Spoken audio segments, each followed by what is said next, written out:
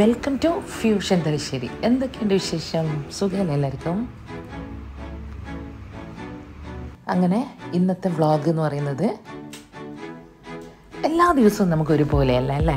ചില ദിവസം ഭയങ്കര മൂഡ് ഓഫ് ആയിരിക്കും, ചില ദിവസം നമുക്ക് ഭയങ്കര സന്തോഷമായിരിക്കും, ചില ദിവസങ്ങളിൽ നമ്മൾ ഭയങ്കര ഹെൽത്തി ആയിട്ടായിരിക്കും ഉണ്ടാവുക, നമ്മളും നമ്മളെ മനസ്സും ഒക്കെ. അപ്പോൾ ആദ്യം നമ്മളെ ഹെൽത്ത് എന്ന് പറയുമ്പോൾ അതിനേക്കാൾ ഇമ്പോർട്ടൻ്റ് നമ്മുടെ മനസ്സിനാണ് കൊടുക്കേണ്ടത്. നമ്മുടെ മനസ്സ് ഓക്കെ ആയാൽ മാത്രമേ നമ്മളും ഓക്കെ ആവുള്ളൂ അല്ലേ. അപ്പോൾ ചില ദിവസം രാവിലെ എഴുന്നേൽക്കുമ്പോൾ തന്നെ തോന്നും എന്തോ ഒരു മൂഡ് ഓഫ് പോലെ. അങ്ങനെ ഒരു ദിവസമാണ് ഇന്ന്. അപ്പോൾ ഞാൻ എന്ത് ചെയ്യും, ഇത്തരം ദിവസങ്ങൾ നമുക്ക് ഉണ്ടാവുമല്ലോ അല്ലേ. നമ്മൾ മനുഷ്യരല്ലേ, നമുക്ക് ചില ചേഞ്ചസ് ഉണ്ടാവും. സന്തോഷം കൂടുന്ന ദിവസം ഉണ്ടാവും, സങ്കടം വരുന്ന ദിവസം ഉണ്ടാവും, മൂഡ് ഓഫ് വരുന്ന ദിവസം ഉണ്ടാവും, ഒരു കാരണമില്ലാണ്ട് മൂഡ് ഓഫ് ഉണ്ടാകുന്ന ദിവസം ഉണ്ടാവും. ഇങ്ങനെയൊക്കെ ഉണ്ടാവുമല്ലോ. അപ്പോൾ അതൊക്കെ വേണമല്ലോ എടുക്കല്ലേ. വലിയ പ്രയാസമൊന്നും പഠിച്ചോ തരാതിരിക്കട്ടെ, എന്നാലും ചിലപ്പോൾ ഇങ്ങനത്തെയൊക്കെ ഉണ്ടാവുമല്ലോ. അപ്പോൾ നമ്മൾ നല്ല മൂഡിന് വേണ്ടി നമ്മൾ തന്നെ മെനക്കെടണം. നമ്മളെ സന്തോഷം നമ്മൾ തന്നെ കണ്ടെത്തണം അല്ലേ. ഇൻഷാ അല്ലാഹ് അത് പുറത്തുനിന്ന് കൊണ്ടുവരാൻ പറ്റുന്നൊരു സംഭവമല്ല. അപ്പോൾ അന്നത്തെ ദിവസങ്ങളിൽ ഞാൻ എന്ത് ചെയ്യുന്നു വെച്ച് കഴിഞ്ഞാൽ, അങ്ങനെ ഉണ്ടാകുമ്പോൾ നേരത്തെ തന്നെ യൂഷ്വലി നേരത്തെ തന്നെ കുളിക്കുന്നവരാണ് എല്ലാവരും. ഇത്ര ദിവസങ്ങളിൽ പ്രത്യേകിച്ചും മടി പിടിച്ചിരിക്കാതെ വേഗം നമ്മളൊന്ന് കുളിച്ച് നോക്കുക.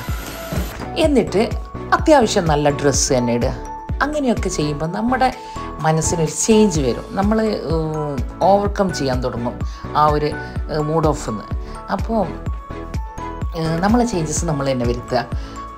അതിന് നമുക്ക് ഒന്നുകിൽ നല്ല ഡ്രസ്സൊക്കെ ചെയ്തിട്ട് നമ്മളെ ഫ്രണ്ട്സിൻ്റെ വീട്ടിലോ അല്ലെങ്കിൽ നമ്മളെ വീട്ടിലേക്കോ അല്ലെങ്കിൽ നമ്മളെ റിലേറ്റീവ്സിൻ്റെ മറ്റു വീട്ടിലോ എവിടെയെങ്കിലും പോവുക. അല്ലെങ്കിൽ നമുക്ക് ചെറിയ ചെറിയ എന്തെങ്കിലും സാധനങ്ങൾ വാങ്ങാനുണ്ടെങ്കിൽ അത്തരം ഷോപ്പിങ്ങിന് പോവുക.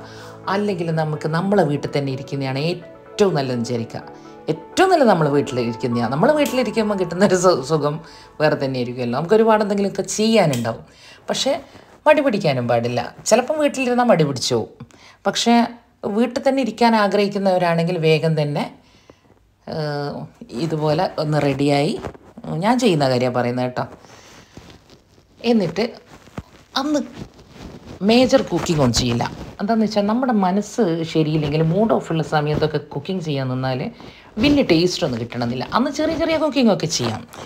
ഓക്കെ.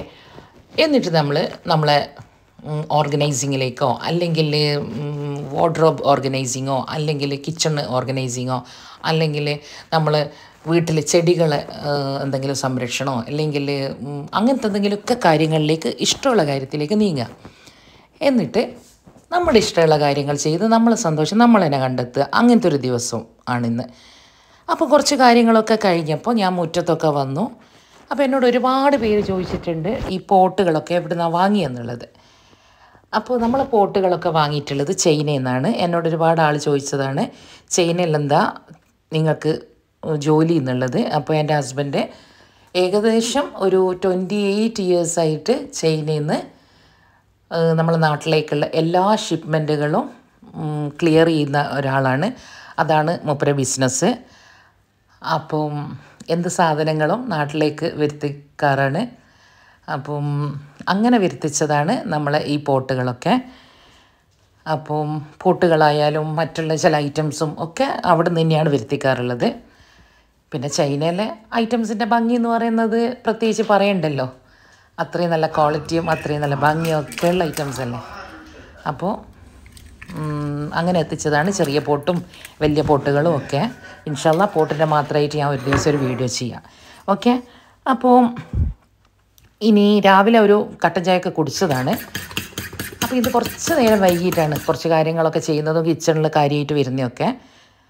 അപ്പോൾ ഒരു ബ്രെഡ് വാട്ടാൻ വിചാരിച്ചു. അപ്പോൾ ബ്രെഡ് വാട്ടിയതും ചായയാണ്. അപ്പോൾ രാവിലെ അധികവും നമ്മളെ ബ്രേക്ക്ഫാസ്റ്റ് എന്ന് പറയുന്നത് ഇത്തരത്തിലുള്ള എന്തെങ്കിലുമാണ്. ഏതെങ്കിലും ദിവസങ്ങളിൽ മാത്രമേ, അങ്ങനെ ഡെയിലി അല്ല, ചില ദിവസങ്ങളിൽ കാര്യമായിട്ടുള്ള ബ്രേക്ക്ഫാസ്റ്റ് കഴിക്കും. അപ്പോൾ അല്ലാത്ത ദിവസം ഓൾമോസ്റ്റ് ഡേയും ഇങ്ങനത്തെ സിമ്പിൾ സംഭവങ്ങളാണ് കഴിക്കാറ്. പിന്നെ കുറേ പേര് ചോദിച്ചിട്ടുണ്ട് ഉച്ചക്ക് എന്താ കഴിക്കുകയെന്ന്. ഉച്ചക്ക് കൂടുതൽ ദിവസവും ചോറ് ഒഴിവാക്കും. എന്നിട്ട് അന്നേരം നമുക്ക് ഈ ബ്രേക്ക്ഫാസ്റ്റിന് പകരമുള്ള ഒറോട്ടിയോ, നമ്മളെ തലശ്ശേരിക്കാരുടെ ഒറോട്ടിയുണ്ട്, ഒറോട്ടിയോ അല്ലെ ചപ്പാത്തിയോ അല്ലെങ്കിൽ പുട്ടോ എന്ത് വേണമെങ്കിലും ഉച്ചക്ക് കഴിക്കും. ചില ദിവസങ്ങളിൽ ചോറും കഴിക്കും. ഓക്കെ, നമ്മളെ ഫ്രണ്ട്സ് കൂടുതലും കൊച്ചിൻ, ട്രിവാൻഡ്രം, പിന്നെ ചെന്നൈ, ഹൈദരാബാദ്, ബോംബെ, കൽക്കത്ത ഇങ്ങനെ ഉള്ള കുറേ ഫ്രണ്ട്സാണ്. അതുകൊണ്ടാണ് പ്രത്യേകിച്ച് പറയുന്നത്. അപ്പോൾ എല്ലാവർക്കും തലശ്ശേരി ഫുഡിനെ പറ്റിയാണ് കൂടുതൽ അറിയേണ്ടതും നമ്മുടെ അടുത്ത് വരുമ്പോഴൊക്കെ. അപ്പോൾ അതൊക്കെ ഞാൻ പിന്നെ ഇൻഷാ അല്ലാ കാണിക്കാം. അപ്പോൾ ഈ ഒരു മുന്തിരി ജ്യൂസ് ഉണ്ടാക്കണം ഇന്ന്, അതാണ് ഫസ്റ്റ് പണി. അപ്പോൾ ഈ ഒരു ഞാൻ ക്ലീൻ ചെയ്യുന്ന ഈ കിണ്ണം ഉണ്ടല്ലോ, എന്നെക്കാളും മൂത്തതാണ് ഈ കിണ്ണം കേട്ടോ. എന്നെക്കാളും ഒരുപാട് മൂത്തതാണ്. എനിക്ക് തോന്നുന്നു ഏകദേശം ഒരു 48 ഇയേഴ്സിൻ്റെയൊക്കെ പഴക്കമുണ്ട്. എൻ്റെ ഉമ്മ യൂസ് ചെയ്തുകൊണ്ട് നിന്നതാണ്. അപ്പോൾ എൻ്റെ വീട്ടിൽ പോയപ്പോൾ ഞാൻ ഇത് കണ്ടപ്പോൾ അമ്മായിനോട് ഞാനിങ്ങനെ പറഞ്ഞപ്പോൾ അമ്മായി എനിക്ക് എടുത്തു തന്നതാണ്. എൻ്റെ അമ്മായും ബ്രദറുമാണ് അവിടെ ഉള്ളത്. നമ്മളെ നാട്ടിൽ ഉപ്പാൻ്റെ പെങ്ങൾക്കെല്ലാം അമ്മായി എന്ന് പറയാം, ബ്രദറിൻ്റെ വൈഫിനെയാണ്.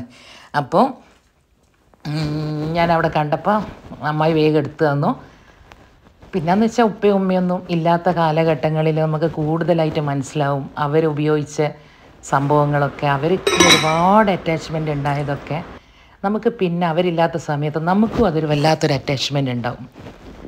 അപ്പോൾ എനിക്ക് ഈ കിണ്ണം ഈ അടുത്ത ദിവസങ്ങളിലാണ് കിട്ടിയത്. ഇത് എൻ്റെ കൂടെ വന്നേരെ എനിക്ക് ഭയങ്കര ഒരു സന്തോഷവും, എൻ്റെ ഉമ്മ കിച്ചണിൽ നിന്ന് പണിയെടുക്കുന്ന പോലെയൊക്കെ എനിക്ക് തോന്നുക. അപ്പോൾ എൻ്റെ ഉമ്മാൻ്റെ ക്ലീനിങ് ഇത് ചില സംഭവങ്ങൾ ചെയ്യുന്നതും പിന്നെ അതുപോലെ എന്താ പറയുക കുറേ സംഭവം മിക്സ് ചെയ്യുന്നതും അരി എടുക്കുന്നതും ബിരിയാണീൻ്റെ അളവൊക്കെ എൻ്റെ ഉമ്മ ഈ കിണ്ണങ്ങൾ വെച്ച് ചെയ്യുന്ന ഞാൻ കണ്ടിട്ടുണ്ട്. ഞാൻ ഒരു കിണ്ണേ ചോദിച്ചിട്ടുള്ളൂ, പക്ഷെ എനിക്ക് 2 കിണ്ണം കിട്ടി, അൽഹംദുലില്ലാ. അങ്ങനെ ഞാനും പിന്നെ ആ ഒരു കിണ്ണത്തിൽ തന്നെ എല്ലാം ചെയ്തു. എന്നിട്ട് ഇതിപ്പോൾ 1.5 കിലോ മുന്തിരിയാണ് ഉള്ളത്. എന്നിട്ട് ഇത് നന്നായിട്ട് പഴുത്തതാണ്, പുളിയുള്ള മുന്തിരി ഉണ്ടാവും കേട്ടോ. പുളിയുള്ള മുന്തിരിയാണെങ്കിൽ കൂടുതൽ ടേസ്റ്റ്.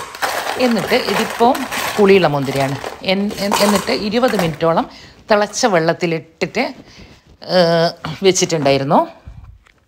അതിനുശേഷം മറ്റൊരു പാത്രത്തിലേക്ക് കുറച്ച് ഐസ് ഇട്ട് കൊടുക്കുന്നുണ്ട്. എന്നിട്ട് അതിലേക്ക് മുന്തിരി മാറ്റുന്നുണ്ട് കുറച്ച് സമയം, ഒരു 10 മിനിറ്റ് അങ്ങനെ വെച്ച് കഴിഞ്ഞാൽ ഈ തിളപ്പിച്ചൊരു ടേസ്റ്റും സ്മെല്ലൊക്കെ ഉണ്ടാവുമല്ലോ ചിലപ്പോൾ.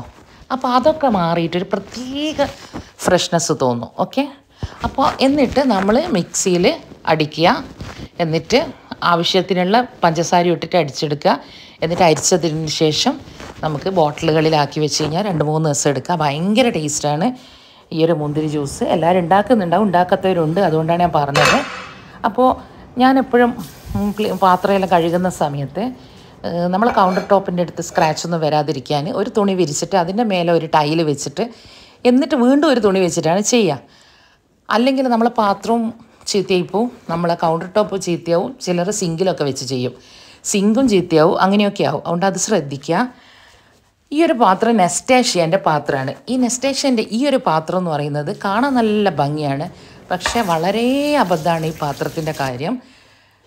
ഇങ്ങനത്തെ പല കളേഴ്സും ഉണ്ട്. ഇതിൻ്റെ ഒരു പ്രധാനപ്പെട്ട പ്രശ്നം എന്താണെന്ന് വെച്ച് കഴിഞ്ഞാൽ ഇതിൻ്റെ അടിഭാഗത്ത് കളർ ചേഞ്ചസ് വരും. ഈ ചെറിയ ചെറിയ ഇങ്ങനത്തെ കുക്കിങ്ങിനൊക്കെ യൂസ് ചെയ്യുക, എന്നാൽ പോലും അതിൻ്റെ കളർ ചേഞ്ച് വരും. പെട്ടെന്ന് തന്നെ ഈ പാത്രം ഭംഗി പോയിപ്പോവും. പിന്നെ ആ കറ പോവില്ല, ഒരു കറയായിട്ടാണ് നിൽക്കുക. അപ്പോൾ അതുപോലെ തന്നെ ഈ വൈറ്റ് പാത്രത്തിൽ ചുറ്റിലും ഒരു വട്ടത്തിലൊരു കറ കണ്ടില്ലേ, അത് ഗ്രേപ്സിൻ്റെയാണ്. അപ്പോൾ അതൊക്കെ ക്ലീൻ ചെയ്യാൻ ഏറ്റവും നല്ല മെത്തേഡ് എന്ന് പറയുന്നത് ജിഫാണ്. ജിഫ് വെച്ച് ഞാൻ ഇതൊക്കെ ക്ലീൻ ചെയ്തു. നല്ല ഷൈനിങ് ആയിരിക്കും. നമ്മൾ സ്റ്റീൽ പാത്രവും നമ്മൾ ഡെയിലി യൂസ് ചെയ്യുന്ന പ്ലേറ്റ്, ഗ്ലാസ്, പ്രത്യേകിച്ച് വൈറ്റ് കളറിലുള്ള പ്ലേറ്റുകൾ, പിന്നെ സ്റ്റീൽ പാത്രങ്ങൾ, ഇതൊക്കെ നമ്മൾ ജിഫ് വെച്ച് ഒരു വീക്ക്ലി ഒരു ടൈം ചെയ്യുക. അല്ലെങ്കിൽ ഒരു 10 ഡേയ്സിലൊക്കെ ഒരിക്കൽ ഇങ്ങനെ ചെയ്യുമ്പോൾ എല്ലാം ഭയങ്കര ക്ലീൻ ആയിരിക്കും, ഭയങ്കര ഷൈനിങ് ആയിരിക്കും. അപ്പോൾ അതൊക്കെ കഴിഞ്ഞു, ആ കറിയൊക്കെ പോയി. പക്ഷേ നെസ്റ്റേഷ്യൻ്റെ കറ പോയിട്ടില്ല കേട്ടോ. ഇനി നമുക്ക് ഇഡ്ഡലീൻ്റെ റെസിപ്പി കാണാം.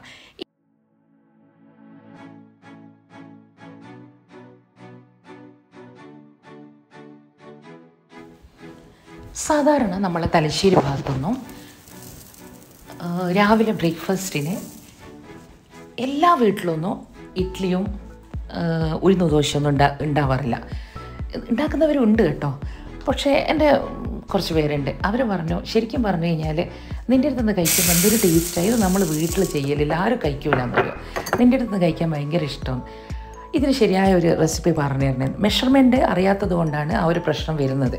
അപ്പോൾ എനിക്ക് എൻ്റെ ചെന്നൈയിലുള്ള പാട്ടി പഠിപ്പിച്ച് തന്ന ഒരു മെഷർമെൻറ്റ് രീതി ഞാൻ പറഞ്ഞുതരാം. അതായത് 1 കപ്പ് ഉഴുന്ന് പരിപ്പിന് 1/4 ടീസ്പൂണിൻ്റെ അടുത്തായിട്ട് ഫിനുഗ്രേക്ക് ഇടണം, അതായത് ഉലുവ. എന്നിട്ട് അത് തനിയെ 4.5 മണിക്കൂർ ഊറ വെക്കണം. എന്നിട്ട് മറ്റൊരു പാത്രത്തിൽ ഇതേ മെഷർമെൻറ്റ് ഉഴുന്ന് പരിപ്പാണ് എടുക്കുന്നതെങ്കിലും 3 കപ്പ് വരെ അരിയും 4 കപ്പ് അരി എടുക്കുകയാണെങ്കിലും നമുക്ക് ഇതേ മെഷർമെൻറ്റിലുള്ള ഉഴുന്ന് പരിപ്പ് മതി. ഓക്കെ.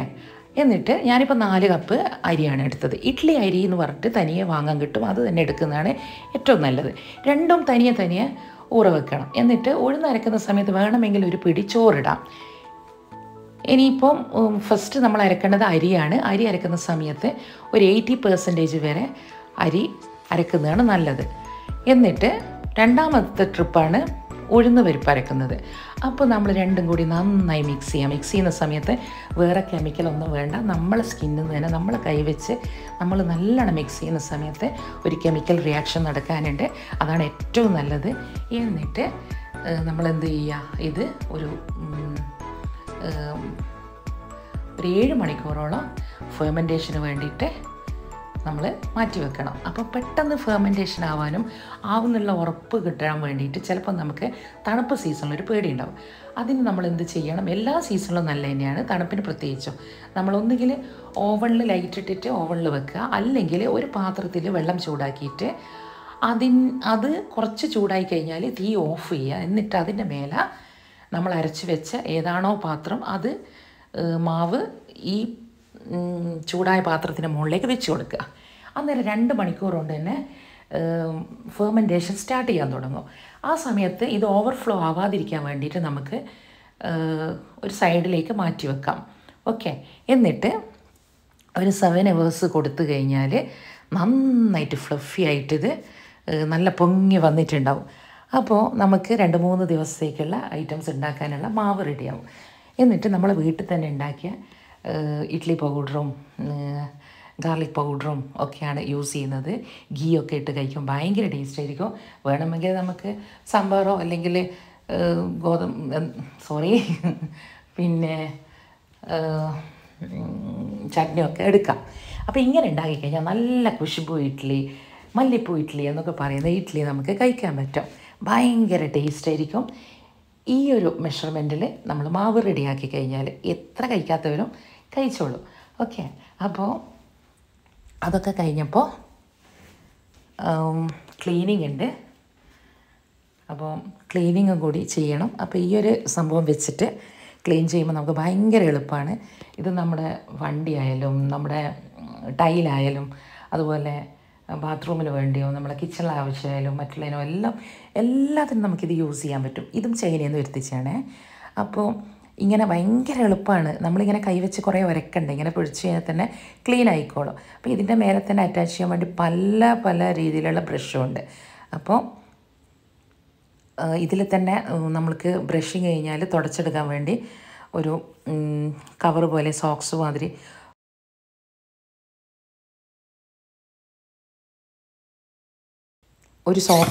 ഇതിന് തുണി പോലെ ഒരു സംഭവം വരുന്നുണ്ട്, ഒരു ക്യാപ്പ് മാതിരി. അത് വെച്ച് തുണി വെച്ച് തുടക്കുന്ന പോലെ നമുക്ക് തുണി ഇങ്ങനെ തുടച്ചെടുക്കാനും പറ്റും. അപ്പോൾ എല്ലാം കൊണ്ട് ഭയങ്കര ഈസിയാണ്.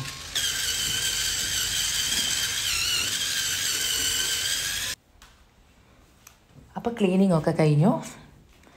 ഇതിൻ്റെ ഒരു വീഡിയോ തനിയെ ചെയ്യാൻ വേണ്ടി എന്നോട് പറഞ്ഞിട്ടുണ്ട്, മുമ്പ് ചെയ്തിട്ടുണ്ടായിരുന്നു, ഒന്ന് നോക്കിയാൽ മതി. അപ്പോൾ ഈ ഒരു സംഭവം മനസ്സിലായോ? നമ്മൾ മാംഗോ സീസൺ അല്ലാത്ത സമയത്ത് മാംഗോ എടുക്കാൻ വേണ്ടിയിട്ട് നമ്മൾ കഴിഞ്ഞ വർഷം സൂക്ഷിച്ച് വെച്ചില്ലേ ഫ്രീസറിൽ, കുറേ നാൾ വെക്കാൻ വേണ്ടിയിട്ട് അതാണ്. അപ്പോൾ അത് വെച്ച് കുറച്ച് ജ്യൂസൊക്കെ അടിച്ചു.